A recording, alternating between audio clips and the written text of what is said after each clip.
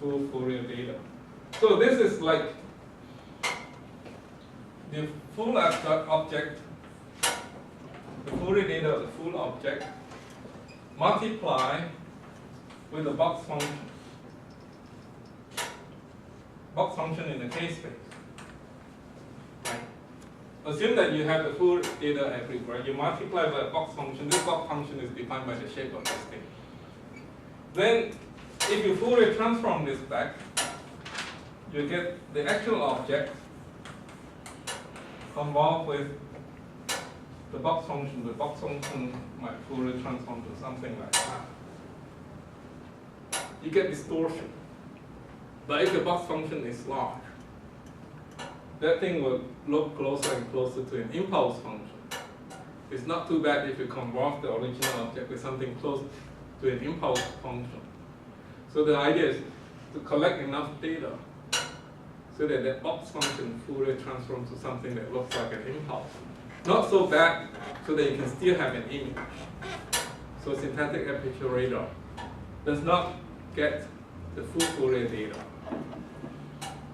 but a segment of the Fourier data in the Fourier space multiplied by the box function. That's still pretty good. It's still pretty good. Especially if you're in a high frequency regime. I don't know if you have seen holograms. I don't know if you know how holograms are made. Holograms are also made by recording the Fourier transform of an object by using photographic film. They do some interferometric thing so that effectively when you record something on the film, it's actually the Fourier transform of the object. But film only responds to magnitude squared, the energy. So they have to do some interference so that the interfere energy is actually somehow related to the Fourier transform. That's how holograms work. Okay, so you have to do some interferometric experiment in hologram. Record the interference pattern on the photographic film, and then when you shine light on the photographic film, you get the object back. Okay, because when you shine light on the hologram, the scattered light is another Fourier transform of the hologram. You get the object back. But I don't know if you have seen holograms before, and if you have seen how it is made. So if somebody makes a hologram of you, and then he cuts it into many pieces, he gives you a piece, you can still do the holographic experiment, see an object there. That's why in your credit card, they put a small hologram there. And the light shine on it, you can still see an image. It means that you can cut the Fourier data. If the frequency is high enough, you cut the small box of the Fourier data. If that box function is large enough, it will still look like impulse function in the Fourier space. It does not distort your image that much. So somebody can cut an hologram into 100 pieces and give each of you a piece.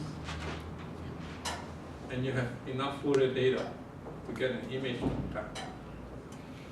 Okay, so syntactic aperture radar works somehow like that. You don't have a full Fourier data, but enough to get an image back. Okay?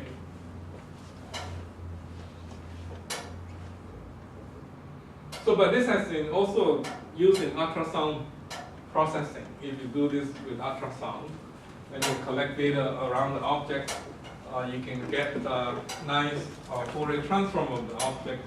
It also has been used in geophysical signal processing, like if you do ground penetrating radar, if you do some of the ultrasonic imaging of the Earth, you can do things like this actually to get a better image of the Earth.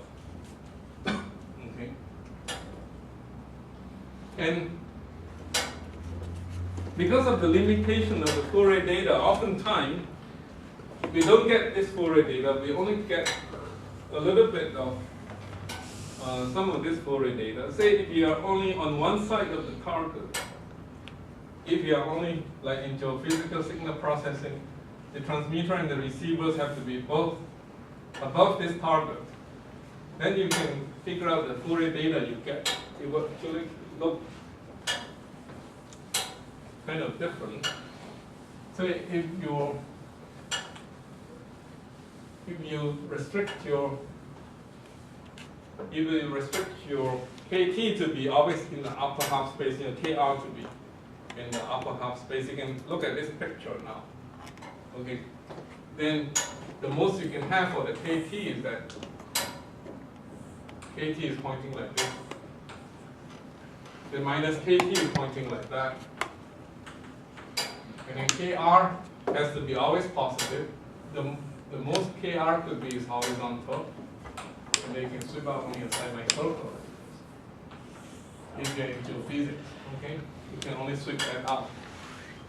There's the only Fourier data you get. And then your KT at most can be horizontal. And when it's over here, your Fourier data is like this, right? Maybe like this. So you can imagine that if you sweep your thing, you have Fourier data that looks like this, and finally like this. So your Fourier data looks something like this. Only in this physical world. But yet you can have enough Fourier data to get a reconstruction of the object due to this kind of effect. You can get a rough image of the buried object, even though not as nice as you want to. So this is called limited angle diffraction tomography.